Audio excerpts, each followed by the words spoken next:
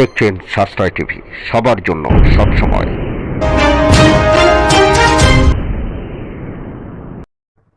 মুর্শিদাবাদ লোকসভা কেন্দ্রে বামেরা প্রার্থী করেছেন সিপিআইএম এর রাজ্য সম্পাদক মোহাম্মদ সেলিমকে।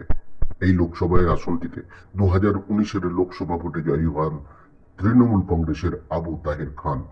তবে মুর্শিদাবাদের রানীনগর বরাবরই সিপিআইএম এর গড় হিসেবেই পরিচিত ছিল। এবার এই আসন থেকে লোকসভা নির্বাচনের মুখ মোহাম্মদ সেলিম। নির্বাচনের প্রার্থী তালিকা ঘোষণা হওয়ার পরেই হারানো জমি উদ্ধারে মরিয়া বামেরা।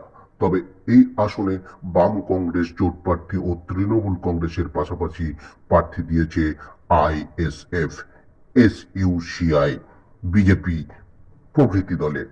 রাজনৈতিক ওয়াকিবহাল মহলের অনেকেই মনে করছেন প্রথম ও দ্বিতীয় স্থান তৃণমূল কংগ্রেসের বনাম বাম কংগ্রেস ভোট এগিয়ে থাকবে মুর্শিদাবাদের লোকসভা কেন্দ্রে। তবে উল্লেখযোগ্যভাবে ভোট কাটাকুটির খেলায় দেখা যাবে বাকি দলগুলোকে। অন্যদিকে হারানো জমির পুনরুদ্ধার করতে মুর্শিদাবাদ লোকসভা কেন্দ্রের বাম কংগ্রেস জোট পরিবার রাজনৈতিক জমি পুনরুদ্ধার করতে নির্বাচনী এলাকায় এলাকায় প্রচার চালাচ্ছেন বাম কংগ্রেস প্রার্থী মোহাম্মদ সেলিম।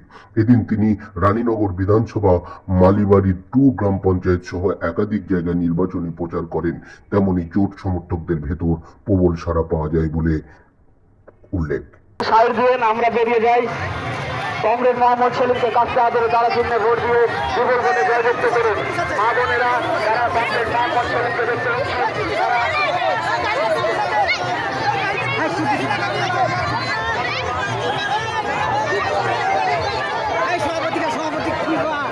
ধরে আশীর্বাদ ও দোয়া করুন। আপনারা আমার সকলের কথা পৌঁছে দিতে কংগ্রেস মোহাম্মদ সেলিমকে কাছে আদরে তারা চিহ্নে ভোট দিয়ে বিপুল ভোটে জয়যুক্ত করুন।